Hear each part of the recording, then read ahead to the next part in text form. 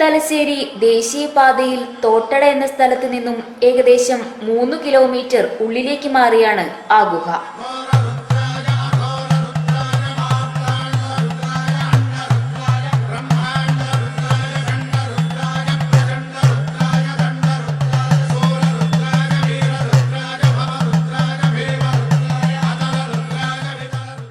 തോട്ടടയിൽ നിന്നും കിഴുന്നയിലേക്ക് bus സർവീസുമുണ്ട്. Bus ഇറങ്ങിക്കഴിഞ്ഞാൽ 300 മീറ്ററോളം ഇടുങ്ങിയ പാതയിലൂടെ യാത്ര.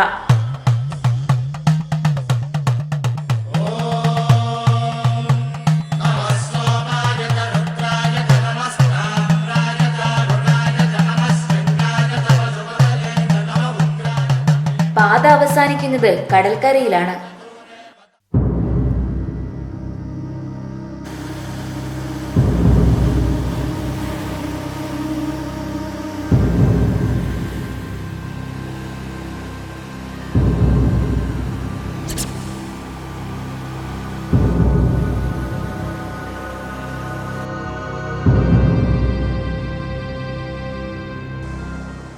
ഒരു ഭാഗത്ത് ആർത്തുതിമിർക്കുന്ന കടലോരവും മറുഭാഗത്ത് ഇടതൂർന്ന വള്ളിയും കാലം മായ്ച്ചു കളഞ്ഞതിൽ അവശേഷിക്കപ്പെട്ട ഭീമൻ പാറകളും.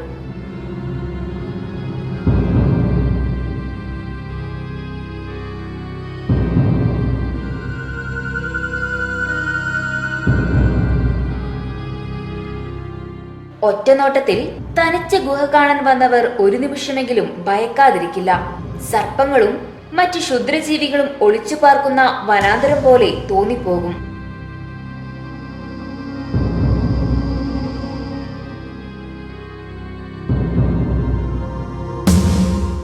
അടുത്തെങ്ങും ആളനക്കമോ പാർപ്പിടങ്ങളോ ഇല്ല. എങ്ങും നിഗൂഢമായ നിശബ്ദത മാത്രം.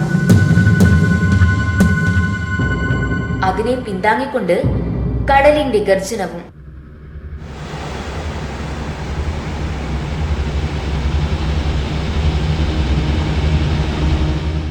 കല്ലുപാകിയ നടകളിറങ്ങിയതിനു ശേഷം ഇടുങ്ങിയ മൺപാതയിലൂടെ നടക്കേണ്ടിയിരിക്കുന്നു.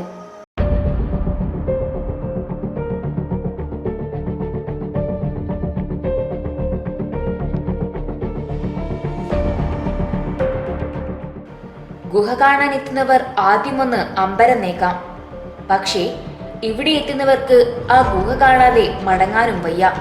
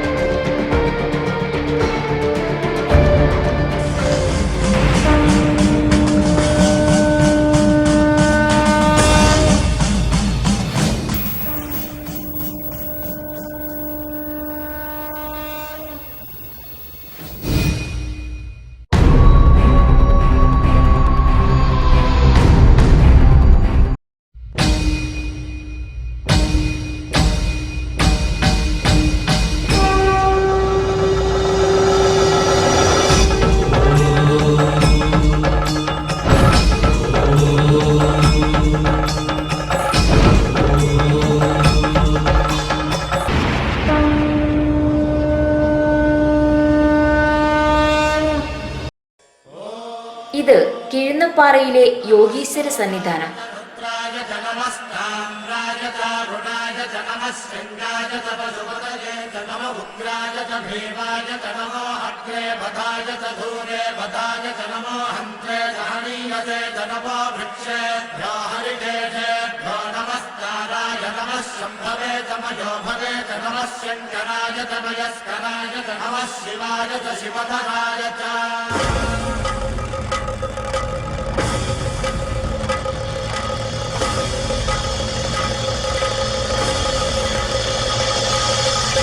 മറ്റു സ്ഥലങ്ങളിൽ ഉള്ളതുപോലെ ഇവിടെ പൂജാരിയോ പ്രത്യേക പൂജാകർമ്മങ്ങളോ ഒന്നും തന്നെയില്ല.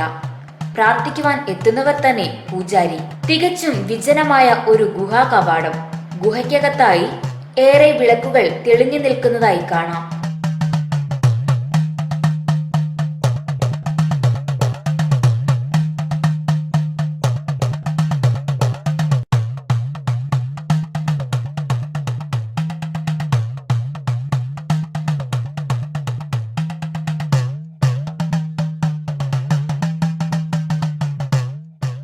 കടൽ തീരത്ത് സ്ഥിതി ചെയ്യുന്നതിനാൽ അതിശക്തമായ കാറ്റായിരിക്കും ഇവിടം മുഴുവൻ. എന്നിരുന്നാലും ഈ ഗുഹയ്ക്കകത്തെ വിളക്ക് ഒരിക്കലും അണയാറില്ലത്രേ. മാത്രമല്ല, ഇവിടെ പണം കാണിക്കയായി നിക്ഷേപിക്കുവാനും പാടില്ല. യോഗീശ്വരനോട് പ്രാർത്ഥിക്കുക. അതിനുശേഷം ഗുഹയിൽ കാണുന്ന വിളക്കുകളിൽ ഏതെങ്കിലും ഒന്നിന് തിരി തെളിയിക്കുക. പിന്നീട് പ്രാർത്ഥന സഫലമായാൽ വീണ്ടും വന്ന് യോഗീശ്വരന് ഒരു വിളക്ക് സമർപ്പിച്ചാൽ മതി.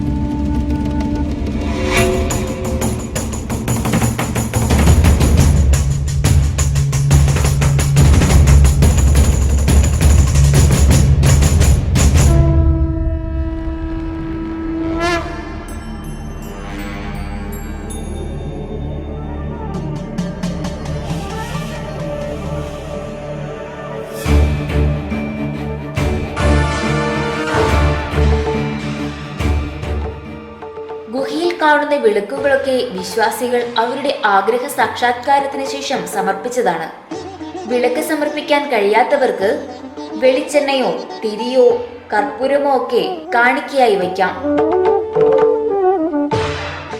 നിബിഡമായ വനത്തിന്റെയും കടലിന്റെയും ഭീകരതയെ അറിയിച്ച് അന്തരീക്ഷത്തിലാകെ അണഞ്ഞുപോയ വിളക്കിലെ തിരിയുടെ ഗന്ധവും സാമ്പ്രാണിയും സമന്വയിക്കുമ്പോൾ അടുത്തെങ്ങോ മറഞ്ഞു നിന്ന് ആരോ ഒരാൾ നമ്മളെ നിരീക്ഷിക്കുന്നുണ്ടെന്ന് തോന്നിപ്പോകും. അതിന് ആക്കം കൂട്ടാനെന്ന വണ്ണം ഇപ്പോഴും യോഗീശ്വരൻ ചില സമയങ്ങളിൽ സഞ്ചരിക്കാറുണ്ടെന്നും നിഴലോ അവ്യക്തമായ രൂപങ്ങളോ നേരിട്ട് കണ്ടെന്ന് പറയുന്നവരും സാക്ഷികൾ. നാട്ടിലുടൻ നീളം ഇങ്ങനെ പ്രചരിച്ചു കിടക്കുന്ന യോഗീശ്വരൻ്റെ പോക്കുവരവുണ്ടെന്നാണ് പറയുന്നത്. എവിടെ നോക്കിയാലും അവർ വീട്ടിന് കുറ്റടിക്കാൻ നോക്കിയാലും യോഗീശ്വരൻ്റെ വരവ് അതിലേ കൂടിയുണ്ട്. അതിനെക്കൊണ്ട് നമുക്ക് ഇതുവരെ ദോഷങ്ങളൊന്നും സംഭവിച്ചിട്ടില്ല, ആർക്കും ഒന്നും സംഭവിച്ചിട്ടില്ല. പിന്നെ ചില കൂട്ടറിൽ യോഗീശ്വരനെ കണ്ട കൂട്ടറുണ്ട്, പക്ഷെ ആരാന്നും നമുക്കറിയില്ല. നമ്മളെ ഇവിടെയുള്ള ഒരു വിളക്ക് പോലും ആർക്കും എടുത്തിട്ട് കൊണ്ടുപോകാനും പറ്റില്ല, അങ്ങനെ കട്ടിട്ട് കൊണ്ടുപോകാനോ ഒന്നും. ഇവിടെ ഒരു അനുഭവം ഉണ്ടായിട്ടുണ്ട്. അങ്ങനെ ഒന്ന് ഈ പഴയ സാധനങ്ങൾ പൊറുക്കി വെക്കുന്ന ആൾക്കാർ ഇവിടെ വന്നിട്ട് ചാക്കിലാക്കിയിട്ട് വിളക്കെല്ലാം കൊണ്ടെടുത്ത് ഇവിടെ വെച്ചിട്ടേ ഉള്ളൂ, പൊറുക്കിയിട്ട് ഇവിടെ വെച്ചിട്ടേ ഉള്ളൂ. അപ്പം നാഗങ്ങൾ വന്നിട്ട് ഇതായിട്ട് നിന്നതിന് ശേഷം അവർ ഇട്ട് ഓടിക്കഴിഞ്ഞു.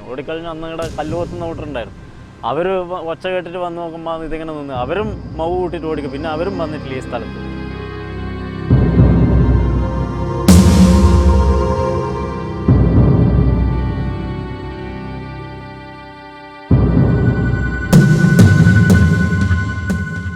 ഇവിടെ വന്ന് യോഗീശ്വരനോട് മനസ്സൊരുക്കി പ്രാർത്ഥിച്ചാൽ എല്ലാ വിഷമതകളും മാറുമെന്നും എല്ലാ ആഗ്രഹങ്ങളും യോഗീശ്വരൻ സാധിച്ചു തരുമെന്നുമാണ് വിശ്വാസം. എൻ്റെ അനുഭവം എന്ന് പറഞ്ഞു കഴിഞ്ഞാൽ ഞങ്ങൾക്ക് ഇപ്പം പെട്ടെന്നുണ്ടായ അനുഭവം എന്ന് പറഞ്ഞു കഴിഞ്ഞാൽ നമ്മൾ മരുവാന ഓപ്പറേഷൻ ചെയ്തിട്ട് 48 മണിക്കൂർ വരെ ഒബ്സർവേഷനിൽ വെച്ചിട്ടാണ് ഉള്ളത്. ഒരു കാര്യം പറയാൻ കഴിയില്ല എന്ന് പറഞ്ഞിട്ട് ഞാൻ ഇവിടെ വന്ന് പ്രാർത്ഥിച്ച് കീയുമ്പോൾ മരുന്ന് പ്രതികരിക്കാൻ തുടങ്ങുന്നുണ്ടെന്ന് പറഞ്ഞിട്ട് എന്നെ അങ്ങനെ ഫോൺ ചെയ്യുന്നത്. ഇവിടുന്ന് പ്രാർത്ഥിച്ചിട്ട് വിളക്കം കത്തിയിട്ട് കീയുമ്പോൾ അതും രാവിലെ 6 മണിക്ക് ഞാൻ കോഴിക്കോട് നിന്ന് ഓപ്പറേഷനും കഴിഞ്ഞിട്ട് കീയുമ്പോൾ. ഞാൻ 17 വർഷം മുമ്പേ ബൈപ്പാസ് കഴിഞ്ഞൊരു വ്യക്തിയാണ്. അന്ന് മുതലേ പ്രാർത്ഥിച്ചിട്ട് ഞാനിപ്പോൾ ജീവിക്കുന്നത് തന്നെ ഈ സാക്ഷാൽ സ്വാമീൻ്റെ കടാക്ഷത്തിലാണ്.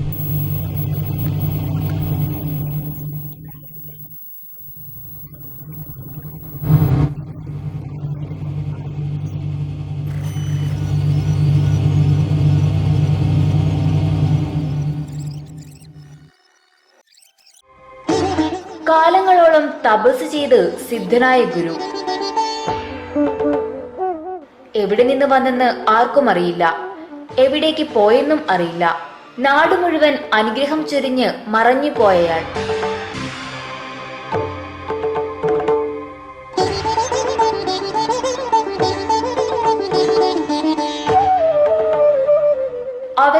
അവശേഷിച്ച ശേഷിപ്പുകളിൽ ഒന്നാണ് കടലോരത്തെ ഈ ഗുഹാ കവാടം.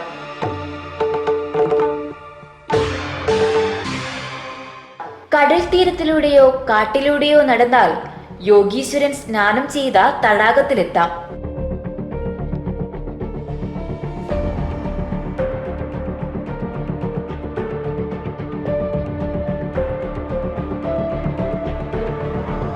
വളരെ വ്യത്യസ്തമായ രൂപകൽപ്പന.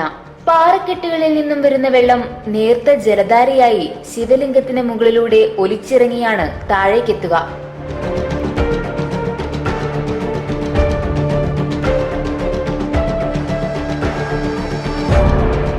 വെള്ളം പുറത്തേക്ക് പോകാതിരിക്കുവാൻ മറ്റൊരു ഭാഗവും.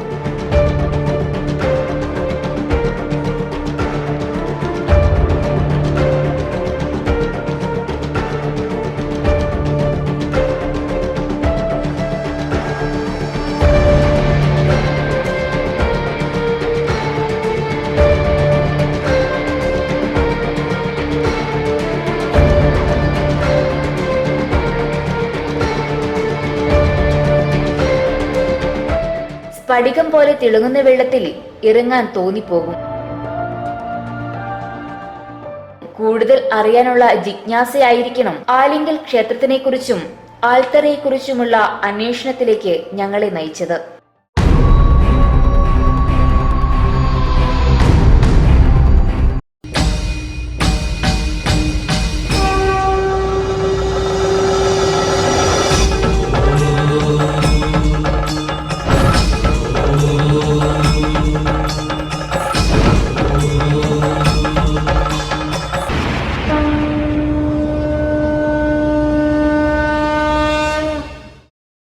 പാതയോരത്തിന്റെ അരികിലായാണ് ആൽത്തറ. ഗുഹയോളം പ്രാധാന്യമുള്ള സ്ഥലം. ഒരുപക്ഷെ കിഴുന്നം ഗുഹ കാണാനുള്ള ആകാംക്ഷയായിരിക്കാം ആൽത്തറയെ ഞങ്ങളിൽ നിന്നും മറച്ചുവെച്ചത്. ഇവിടെയും യോഗീശ്വരൻ തപസ്സു ചെയ്തെന്നാണ് വിശ്വാസം.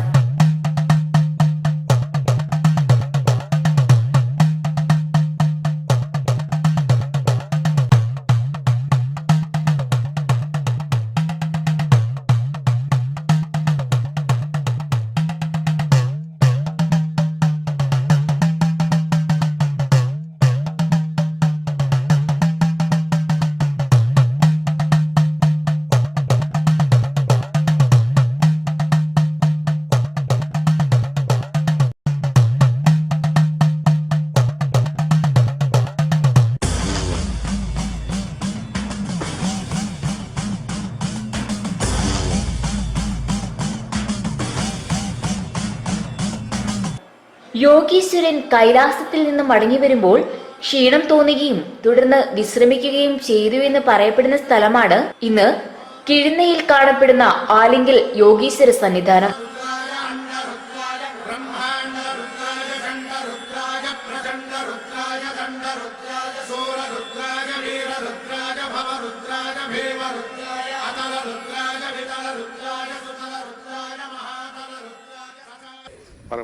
വൃക്ഷമൊന്നുമില്ലാതെ ഒരു സ്ഥലം, ഒരു ആൽമരം പണ്ട് കാലത്തേ ഉള്ളൂ. അവിടെ വീടെന്തോ ഒരു പ്രാധാന്യം ഉണ്ടെന്ന് പണ്ടുള്ളവരും പറഞ്ഞു കേട്ടിട്ടുണ്ട്. അങ്ങനെ ഈ സ്ഥലം ഒരാളെടുത്തിട്ട് അവർക്ക് ഒരുപാട് ബിൽഡിംഗ് എടുക്കാൻ വേണ്ടി നോക്കിയിട്ട് അവർക്ക് ഒരുപാട് തടസ്സങ്ങൾ. അങ്ങനെ അന്നേരമാണ് ഈ നാട്ടിൽ ഇവിടെ എന്തോ ഉണ്ടെന്ന് ആളെ പറയാൻ തുടങ്ങിയത്. അങ്ങനെ ഇവിടെ വെച്ച് പ്രശ്നം വെച്ചപ്പോൾ എന്ന് പറഞ്ഞാൽ ഇതിനടുത്തൊരു ഗുഹയുണ്ട്. ആ ഗുഹയിൽ ഒരു യോഗീശ്വരൻ ജീവിച്ചിരിപ്പുണ്ടെന്നാണ് പറയുന്നത്. ആ യോഗി ഹിമാലയത്തിലേക്ക് പോകുന്ന വഴിയായത്. ആ പോകുമ്പോൾ വിശ്രമിക്കുന്ന ഒരു സ്ഥലമായത്. അപ്പോൾ ആ സ്ഥലം നമ്മൾ ശുദ്ധിയായിട്ട് വെക്കുക, ഇവിടെ ഈ ഭാഗത്ത് അശുദ്ധി ഒന്നും ഉണ്ടാക്കാതിരിക്കുക. അങ്ങനെ വെച്ച് കഴിഞ്ഞാൽ ഈ നാട്ടിലും നാട്ടുകാർക്കും ഐശ്വര്യം ഉണ്ടാകുമെന്ന് പറഞ്ഞിട്ട് അങ്ങനെ അന്ന് മുതൽ ഇപ്പം സുമാർ 40 കൊല്ലം നമ്മൾ ഈ സ്ഥലം ഇങ്ങനെ പരിപാലിച്ച് കൊണ്ടുവരുന്നത്. സമുദ്രതീരത്തിൻ്റെ ഗുഹാമുഖത്ത് നിന്ന് അവിടെ ഒരു യോഗീശ്വരൻ താമസിച്ചിരുന്നുവെന്നും അയാൾക്ക് ഈശ്വര സാക്ഷാത്കാരം ലഭിച്ചതിന് ശേഷമുള്ള അറിവ് നമുക്ക് കിട്ടി. ഈ അറിവിനെ നാട്ടുകാർക്ക് പ്രചരിപ്പിക്കാൻ വേണ്ടി ഈ ആലിൻ്റെ കീഴിലുള്ള പരിസരത്ത് അവരെ നമ്മൾ കുടിയിരുത്തി എന്നുള്ള വിശ്വാസത്തിൽ പരിപാലിച്ച് കൊണ്ടുവരികയാണ്. 3 വ്യത്യസ്തത നിറഞ്ഞ പ്രദേശങ്ങൾ. ഒന്ന് പ്രകൃതിയാൽ സംരക്ഷിക്കപ്പെട്ടു, മറ്റുള്ളത് മനുഷ്യരാലും. എന്നാൽ മൂന്നിലും ആരാധിക്കുന്നത് ഒരേ ഒരു ശക്തിയെ, യോഗീശ്വരൻ. ഓരോരുത്തരുടെയും പ്രാർത്ഥനാ സാക്ഷാത്കാരത്തിനായി യോഗീശ്വരൻ അന്തരീക്ഷത്തിൽ എവിടെയോ മറിഞ്ഞിരിക്കുന്നു. ഈ കടലോരത്തിനും വനങ്ങൾക്കും തടാകത്തിനും ഗുഹയ്ക്കും ആൽമരങ്ങൾക്കും മാത്രം അറിയാവുന്ന രഹസ്യം. ആരാണ് യോഗീശ്വരൻ? എവിടെ നിന്ന് വന്നു? എവിടേക്ക് പോയി മറഞ്ഞു? ഒന്നറിയാം. കേട്ടുകേൾവിയാണെങ്കിലും ഒരിക്കൽ ജീവിച്ചിരുന്നു എന്നും പിന്നീട് മറഞ്ഞുപോയി എന്നും പറയപ്പെടുന്ന ഒരു ദിവ്യശക്തിയാണ് യോഗീശ്വരൻ.